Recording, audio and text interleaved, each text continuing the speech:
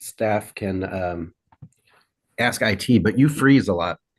And even while you've been talking now, Oh, just one time, but you did freeze once. But I noticed it's a pattern.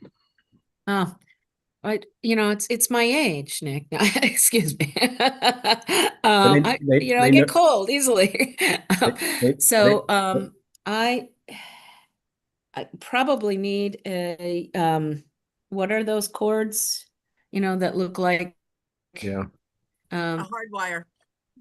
yeah, but I maybe don't, maybe not for today. I what's just it? want to mention it. Hardwire. Thank you. Um, yeah. Okay. Well, we'll get it for future, but thank you very much, Delia Kipke, for bringing that to my attention. Okay. I think that we are live. Okay. Good. It's still morning. Good morning and welcome to the Insurance Subcommittee of the Committee in the Maryland House of Delegates. We have 3 items on our agenda today. We are going to begin with House Bill 280. Then we are going to go to House Bill 746, and we're going to end with House Bill 684. I just so folks know, the discussion on House Bill 684 is a discussion. It's a work. Consider this a work session, and we'll have some back and forth between the interested parties. So with that, we are going to begin with House Bill 280, Health Insurance, Mental Health, and Substance Use Disorders, Codification of Federal Requirements. Lisa, you want to tell us what it does? Sure.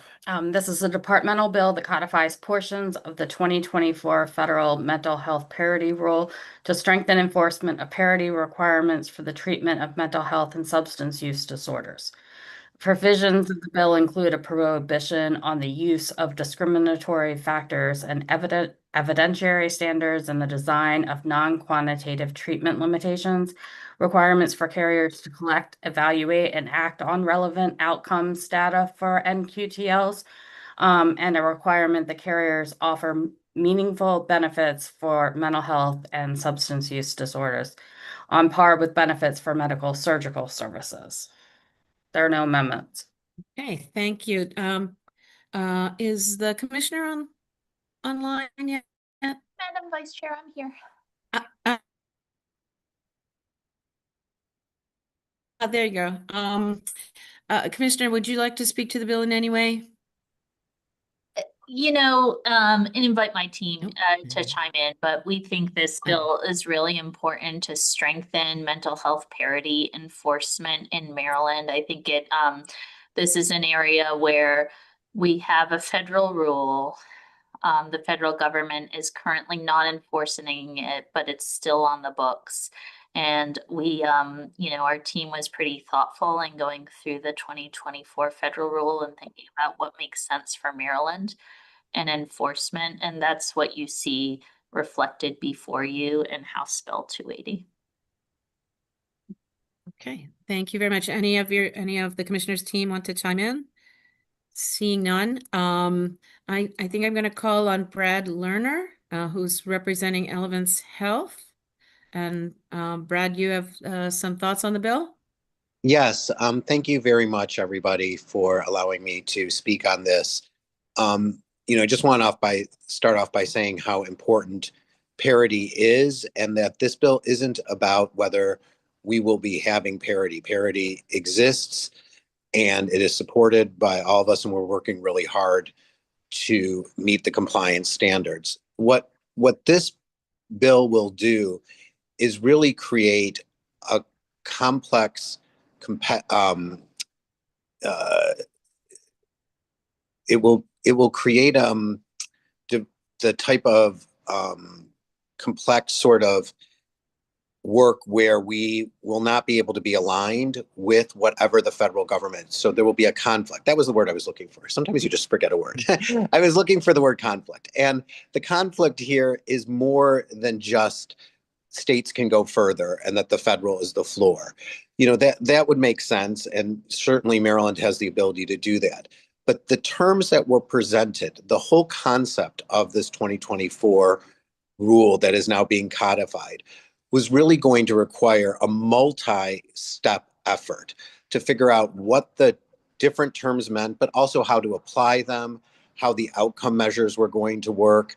And it's going to freeze this federal interpretation into the state statute, and we will have misalignment. And this misalignment will actually not just be about payers or employers, it will lead to Marylanders not being able to get the access that they need. Having this sort of complex regime will not allow us, while we're working for a dual sort of track of compliance, it will not allow us to really further the things that we've done in the last few years, really since the pandemic, which was to proliferate the telehealth sort of model, to increase access. We've increased the number of providers. All of us are working very diligently to do that and really innovate with collaborative care models and other integrated care sort of approaches.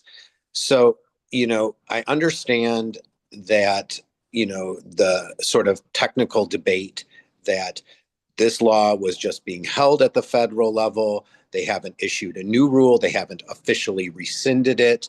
But that's even more of a reason to allow us to sort of revisit this rule. Like, it feels very imperative to be like, okay, let's revisit this rule if in fact there are significant conflicting provisions that occur at the federal level, or additionally, if we see that this has not actually led to better access. We're taking the thesis that adding these terms and these concepts will retard the access. And I think it's really important to at least have some sort of ability to not freeze this in time permanently as we really see this sort of, revisiting. And the federal government, obviously everything's timing. They've insisted to us, we could do a conference call with the Department of Labor, that this is imminent. This is coming. There is litigation. It will be resolved. So this conflict will exist. So that's the best I can hopefully offer. I'd be glad to take questions from anybody. I feel like I understand the urge, how important behavioral health is. I've been working on it for 16 years. My brother has treatment-resistant depression. This is an important issue, but at the same time, we cannot just be adding these concepts that could not have been codified into Maryland law. They didn't exist before the tri-agencies came up with them in this rule.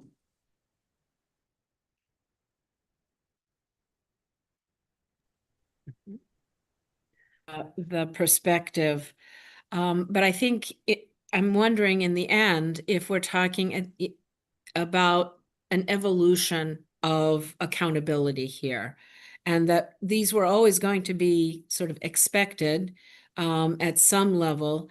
And what I think the department is saying to us is that these are important aspects for us to strive for. In terms of making sure that we ultimately have parity between somatic health and mental health services. Commissioner, any response, or any of your team have a response? I'm gonna give a top level and then turn it to Mary and David to chime in. But I think I just want to clarify. I appreciate Brad's comments, but I want to clarify that there's a couple really important pieces of this bill that are critical enforcement. One is about the data collection and sharing with us for the information. This is something that I think has been a issue for years in terms of our enforcement, and this would be really, really helpful for our agency and I think for consumers in moving forward. I understand there's some concern about the meaningful benefits concept that is in that 2024 regulation, but we really have questions. Again, I understand personally why that would be an issue in a self-funded plan, right? But I have more trouble understanding the insurer argument when we have a very comprehensive mental health mandate and mental health benefit standards here in Maryland. So it's, again, to me, that is apples and oranges. I think it's a difference of opinion, but want to turn it over to David and Mary to chime in. David Cooney? Thank you, Madam Chair. And the commissioner already touched on some of the items I was going to mention, but I do think it's important to point out respectfully that Elevance has only come into the Maryland market very recently, and our mental health parity and QTL reporting requirement dates back to 2020. And I think hearing that things in this bill will not allow carriers to further advances they've already made, I'm really struggling to understand that. I think it'd be helpful to hear specifics as to what provisions in this proposed bill would actually do that, because a lot of this in here is really clarifying what we're already doing, particularly the data requirements. And that has been required. We have authority under a statute to do that.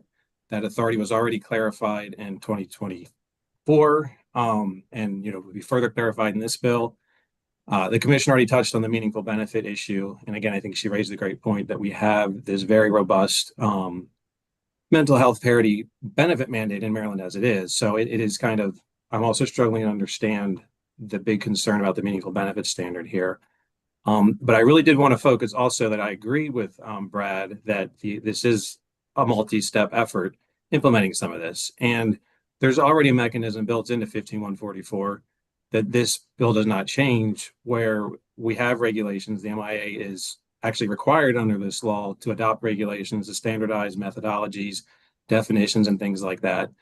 So to the extent that there is any concerns that some of the new concepts in this bill need further clarification, that's planned all along for the MIA to adopt regulations. We have our published guidance for carriers on instructions on how to comply with these requirements. And it is a process that involves stakeholder engagement.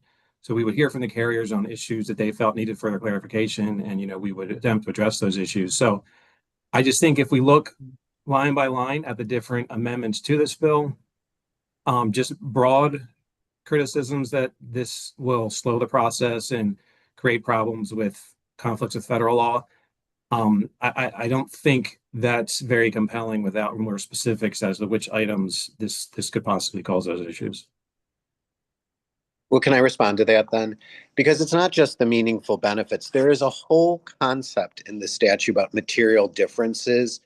And what the federal government did is, alongside the 2024 rule, they had a request for comment on proposed relevant data requirements for NQTLs related to network composition. And, essentially there was a whole other proceeding that they never got to about how to figure out what the material difference is, how to, yes, outcome measures are already part of Maryland law. They're part of the in operation, but this sort of statute took it, so this proposed rule, and will now be a statute, took the concept much further, and there's just a lot of uncertainty. We had argued also in terms of the concept of a material difference that really wasn't a defined term. So it's not just meaningful benefits that's not defined. And we objected in the RFI to some of the data requirements that may be required that weren't quite clear, related to different types of percentage of in-networks, providers actively making claims, or out-of-network utilization. We felt like there were some externalities that were not taken into account in just doing a pure sort of NQTL analysis based on a number alone. And we feel like these ambiguities just build up one after another. So the meaningful benefits, fully made up concept that was not realized. The material different, fully made up concept that was not fully realized. And these things are going to get revised under the new rules. So I guess what I would just ask is, what would be the harm in allowing a revisitation so we can align or choose not to align? Maybe Maryland will be like, I like where we're going, but to at least have that trigger to go back to, we know that these things will be, removed because, frankly, they just did not meet the Loper-Bright standard in the ERIC litigation, and there will be a new regime there. And we're just hoping that, we'll get the opportunity to at least have better alignment versus the rush today to pass this and freeze this in time. I'm hoping that compromise might fall upon, because we're not saying not to implement it then. We're saying, like, look, we need to make sure that this, as you build upon sort of the parity jurisprudence, that this stays in track and doesn't create a conflicting sort of regime. Thank you, Brad. Thank you, David. My computer just went black, so I had to switch locations. And what I'd like to do now is, are there any questions from the committee members for the commissioner or for Brad? Seeing no questions, do I have an interest to move this bill? I'm sorry, what bill are we on? 280. Okay. Move the bill. Okay. So motion is second. Is there any discussion on the bill? Okay, I appreciate the discussion from both perspectives. I think this is something we'll all be working through for the next year or so. Or actually, what's a cycle? 3 years? Something like that. So 2 years. 2 years. Okay. Thank you all very much. All those in favor of the bill, please say aye. Raise your Aye. hands. Aye. Is there anyone opposed to the bill? Nick, are you, excuse me, Delegate Kipke, are you opposed, or is that a lagging hand? For the moment. Okay. Okay. Anyone else? Okay, then the bill passes. Thank you all very much. We're going to move now to House Bill 746, Medical Assistance Program and Health Insurance Collaborative Care Model, Cost Sharing Prohibition. And Lisa, want to tell us what it does? As introduced, the bill prohibits the Maryland Department of Health, as well as insurers, nonprofit health service plans, and health maintenance organizations from imposing a copayment, coinsurance, or deductible requirement on coverage for services provided in accordance with the collaborative care model. There were amendments that were distributed that strike the language in the bill that would have prohibited commercial carriers from imposing cost sharing on coverage for services provided under the collaborative care model, and instead require the Maryland Healthcare Commission to conduct a study on the financial impact of doing that. Okay, thank you, Lisa. I know that I don't believe that Chair Beidle is here. It was her bill. I know that she is, I've had discussions with her, and we've said, since we don't know what the actual cost for eliminating the copay in the behavioral health portion of the primary care, we'd like to study that to make sure, and MHCC is highly skilled at these. But I believe that Mr. Martin, Dan Martin, you have an addition to the amendment that I've offered that I think is probably a friendly amendment. Yeah, thank you, Delegate Collison. Can you hear me? I'm sorry, I'm in Yes. Yep, you're coming through. I appreciate it, and I appreciate it, back and forth with you and kind of thinking through this and considering everything. I just wanted to make sure that, I know the amendment says that MHCC will do a financial impact of eliminating copays for the collaborative care model. I just want to make sure that we're also analyzing, as identified in the League of Life and Health Insurance testimony, the law requires a social and medical analyses too. So I just want to make sure that the MHCC report, in addition to doing a financial impact, also takes into account the social and medical impact of the collaborative care model. Internet. And I appreciate that. Oh, okay. Oh, wait a minute. So it would be to add the social aspect and the medical impact, correct? So I wanted to, in addition to insurance 15-1501, requires MHCC review all three in terms for these additional benefits. And so it would just be changing the amendment to say, a health committee on the financial, social, and medical impact of eliminating health cost sharing for the collaborative care model. Okay, thank you. So I see a question from Matt Celentano. Thank you, Madam Chair. I think Mr. Martin is reading from my letter, which is what gives the authorization to the MHCC to do the analysis, which already includes the parameters that Mr. Martin is referring to. So I don't think anybody should have any problem with it because it's already part of the statute. So a further amendment clarifying, I don't think is needed. Well, it doesn't, the amendment doesn't reference 15-1501. It just says MHCC shall do a financial impact. If we wanted to just reference, if we wanted to change the amendment so that it just says shall do it, MHCC shall do an analysis as outlined under insurance 15-1501, that would be great, because then it would include the social and medical impact analysis as well.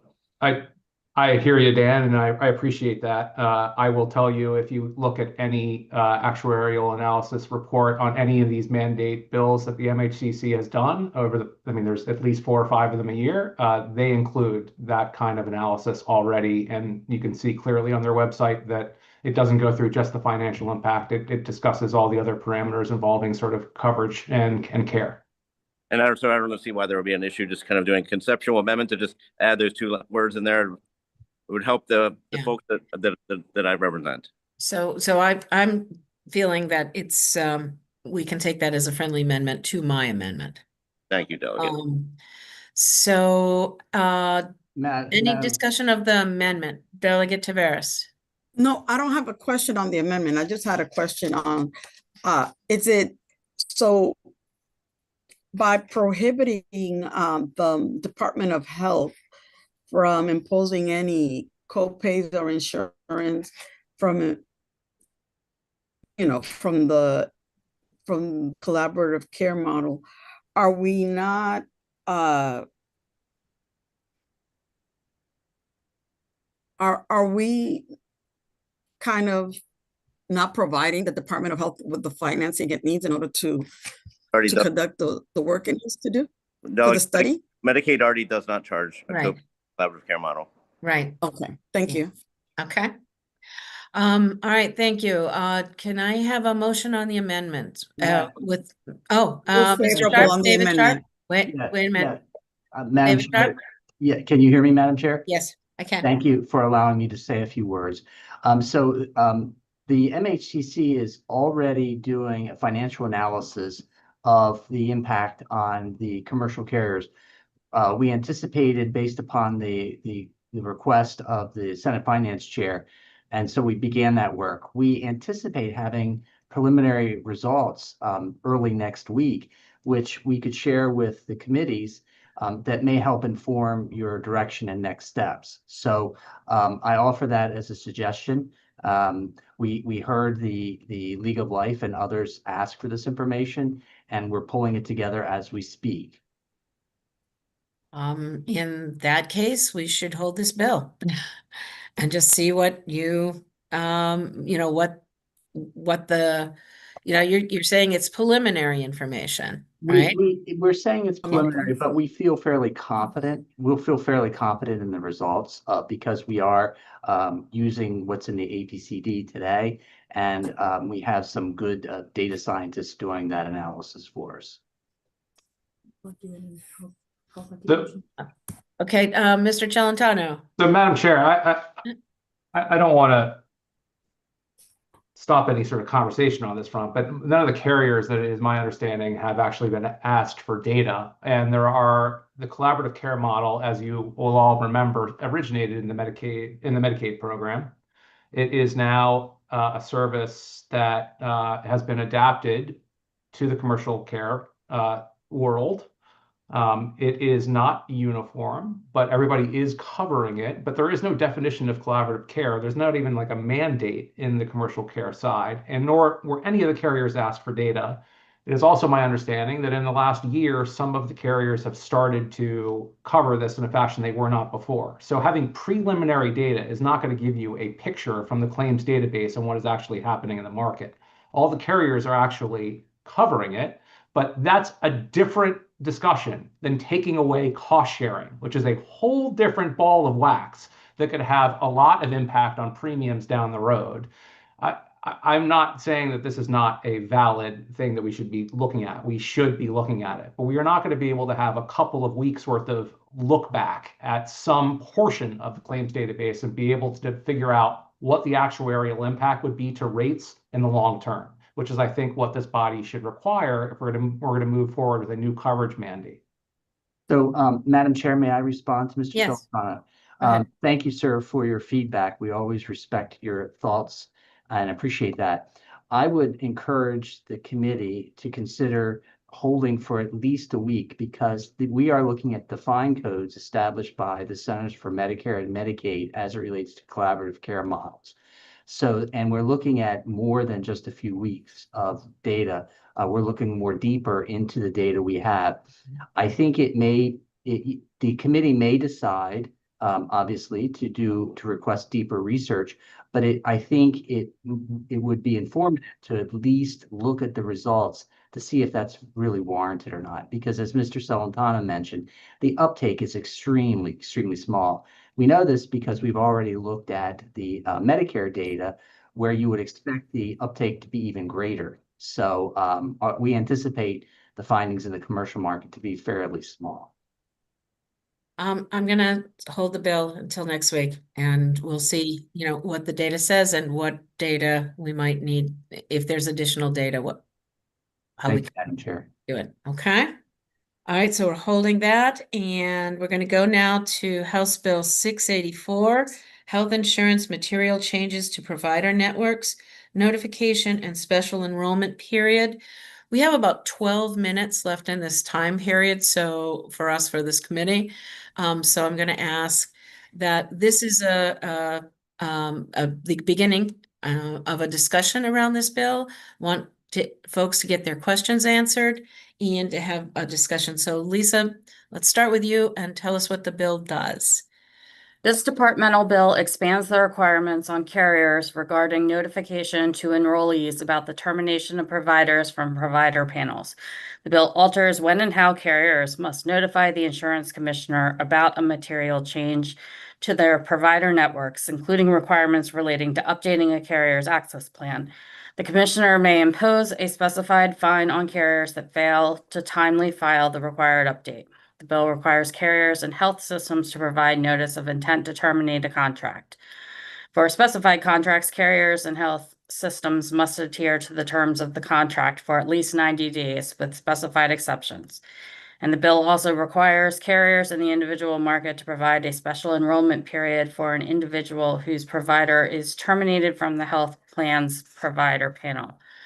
Do you want me to do the amendments that were circulated too? Yeah, let's go ahead and go through them as well. Okay. Just what they do, right? The amendments that were circulated remove the requirement that to continue receiving coverage for 90 days, a patient must notify the carrier of the intent to continue to receive services from a provider that no longer participates on the carrier's provider panel, clarifies that balanced billing protections apply to the continuity of care period, updates provisions requiring primary care providers to continue to provide care and carriers to reimburse them to include providers of behavioral health services, alters the enrollment date for the beginning of the special enrollment period, and alters the effective date for coverage obtained during the special enrollment period. Okay. Commissioner, do you want, is the commissioner still here? The commissioner is still here. Okay, good. Yeah, you aren't showing up on my screen all the time. Would you like to speak to the bill and these amendments? Yeah, absolutely. I think so just on the bill generally, to refresh the subcommittee, the bill has a number of provisions that are, in our view, some of our lessons learned and what we would want to see to help keep consumers out of the middle of some of these disputes going forward. So the HEAU amendments, which are incorporated here, and I see Kim Camerata on this call, so I certainly don't want to speak for her, but we viewed them as friendly amendments for a few reasons. So the first portion of the amendments, rather than have a consumer elect, have more of an automatic continuity of care benefit. The second portion of the amendments clarify in a few different places that patients wouldn't be subject to balance billing which we think makes sense because, again, we're talking about continuity of care here. And then the third is about, I think, some clarifying and protections in the special enrollment period space where we are supportive. So, happy to answer questions about the bill. HEAU is here on their amendments and can talk to them, but we are supportive. Yeah. Okay. Kim Camarada or Anais Williams, do you want to speak briefly to your amendments? I'm happy to speak to it. I wasn't sure if Bernice was going to. So, and just to reiterate what the commissioner said, with respect to not requiring consumers to have to fill a form out and elect to receive continuity of care, that stemmed from a lesson learned. What we saw during the Johns Hopkins United Healthcare dispute was that there were two different forms, a provider form and a carrier form, and there was a debate about which form was acceptable. And ultimately Hopkins sort of initiated continuity of care automatically based on their records. So we know it can be done. So we want to take the patients out of the middle of having to like fill out a particular form to get continuity of care when it should just be seamlessly provided to them if they otherwise meet the conditions. And that was the reason that we recommended that. And the balanced billing, that's consistent with the federal No Surprises Act provisions. And it's, again, as the commissioner said, just consistent with continuity of care. The idea is to protect consumers from out-of-network billing and balance billing. So, okay, do I have any questions from the committee? Any questions from anyone outside the committee? Or comments on, Matt Celentano. Thank you, Madam Chair. So the league and the members are opposed to this bill. And obviously the situation that happened last fall was regrettable and is obviously a challenge for all parties involved, including consumers. But ultimately, it comes down to two major businesses in a dispute in which there is probably fault on both sides, right? And the best way to remedy that situation is to make sure that those entities continue to talk to come to a resolution. As you, Delegate Collison, referred to in the hearing and asked of one of those entities, is that does it take a couple of these entities to have a discussion to get to a resolution? And the one entity said that they'd have to take that back, all right? That's not an acceptable answer. And I will say that the carriers are insistent that we continue those conversations to get to a place where we have resolution to this challenge.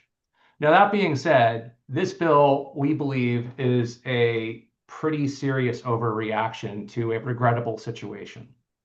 And there are provisions in this bill that would have downstream impact that I think do not reflect what the committee is trying to do here. There are parts of it that might be okay. I will say there are, and I crack Google and artificial intelligence research could not find another instance where one of these negotiations had gone like this. We cannot find another situation that is an apples to apples comparison to what happened this past fall with the hospital system and the carrier. So with that being said, we think that some of the provisions in the bill are a little bit unreasonable on a variety of levels. Contract negotiations between carriers and providers are really complex. And a lot of times they come down to the last minute. Just like everything else in this world, a deadline is a deadline, right? There is a reason why 50% of the bill volume for the General Assembly was introduced a couple of days before the deadline. Deadlines encourage discussions.